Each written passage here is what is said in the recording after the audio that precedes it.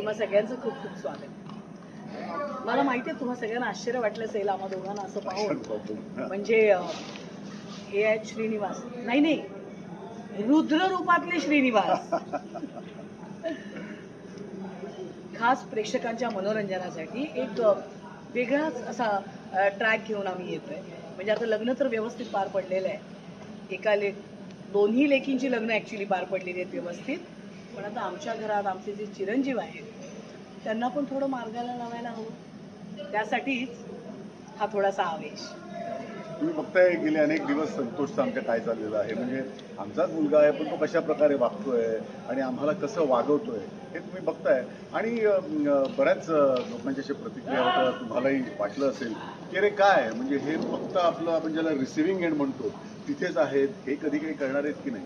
आणि म्हणूनच आता कडक लक्ष्मी वेगळ्या रूपात लक्ष्मी आणि मी श्रीनिवास रौद्र रूपात तुम्हाला बघायला मिळणार आहे.